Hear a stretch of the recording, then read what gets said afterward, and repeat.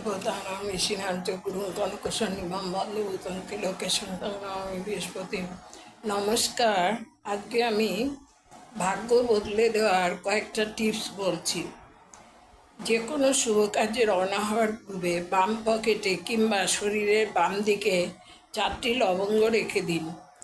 2 নম্বর হচ্ছে কর্মস্থানে বাধা বিপত্তি গোলযোগ দেখা দিলে ভক্তি সহকারে চতুর্থী তিথিতে গণেশের পূজা করুন।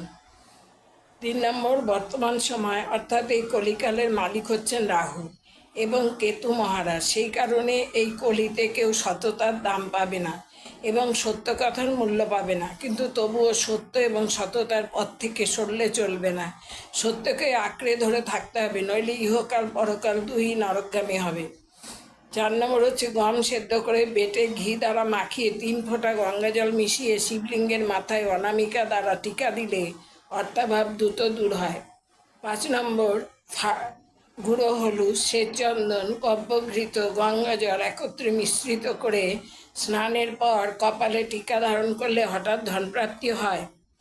6 নম্বর, লবঙ্গ বেটে গব্যঘৃত গঙ্গাজল মিশ্রিত করে কপালে টিকা দিলে ঋণ শোধ অথবা ঋণ মকুব হয়। 7 নম্বর, নাগেশ্বর বেটে সঙ্গে গব্যঘৃত গঙ্গাজল মিশ্রিত করে ললাটে টিকা ধারণ করে যে কোনো পরীক্ষায় বসলে শুভ ফল লাভ হয়। 8 নম্বর হচ্ছে দেশি ওল ছোট ছোট করে কেটে রাত্রে ভিজিয়ে রেখে সকালে জল থেকে তুলে গাওয়া ঘিয়ে ভেজে গরম ভাতে খেলে অর্শরোগ ভালো হয়।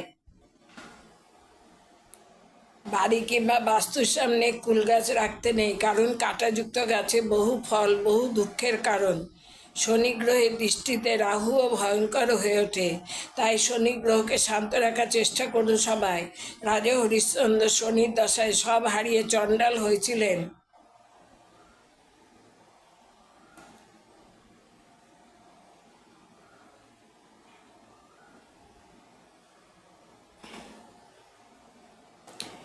ঘরে ঝুল পড়তে দেবেন না এবং মাকড়সার জাল বুনতে দেবেন না, এতে শনি গ্রহ ভীষণ কুপিত হয়। কেতু শান্ত রাখুন। পঞ্চমে কেতু থাকলে গর্ভে সন্তান আসে না, আসলেও তা স্থায়ী হয় না। যদি সপ্তমে কেতু থাকে তাহলে সংসারে বাইরের মানুষ ঢুকে গোলযোগ সৃষ্টি করে। বাঁশের কোর দ্বারা শিবলিঙ্গ প্রস্তুত করে পুজো করলে বংশবৃদ্ধি হয়। ছাত্রছাত্রীদের লেখাপড়ায় মনোযোগ না থাকলে কিংবা আগ্রহ না থাকলে প্রতি বুধবার স্নান সেরে শ্বেতচন্দনের টিকা ললাটে ধারণ করে পড়ার টেবিলে কয়েকটি সুগন্ধি শ্বেতপুষ্প রেখে পূর্ব কিংবা উত্তর মুখে বসে অধ্যয়ন করলে অত্যন্ত শুভ ফল লাভ হয়।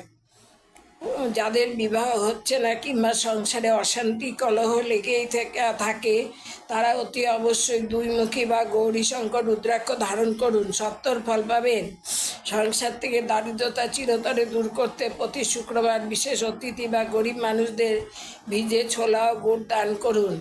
রাহু কেতু কুপিত হলে গৃহের নৈরিত কোণে প্রতি শনি ও মঙ্গলবার নীল বর্ণের বাতি ও চন্দনের ধূপ জ্বালুন। গৃহ বাস্তুতে শান্ত রাখতে গৃহের উত্তরে অথবা পূর্বে একটি মাটির পাত্রে কর্পূর এবং ময়ূরপুচ্ছ রেখে দিন। খেয়াল রাখবেন বাইরের মানুষের নজরে না পড়ে। শোবার ঘরে আয়না এবং পেন্ডুলাম ঘড়ি রাখবেন না, অশুভ শক্তি আকর্ষণ করবে। জীবনে খুব দ্রুত আমূল পরিবর্তন উন্নতি সাধন করতে হলে ব্রাহ্ম মুহূর্তে উঠে অর্থাৎ 3:40 মিনিট থেকে 4:20 মধ্যে শান্ত মনে বসে বলুন ওং নমো গৌরী শঙ্করায়। ভালো থাকুন সবাই। এই পর্যন্ত।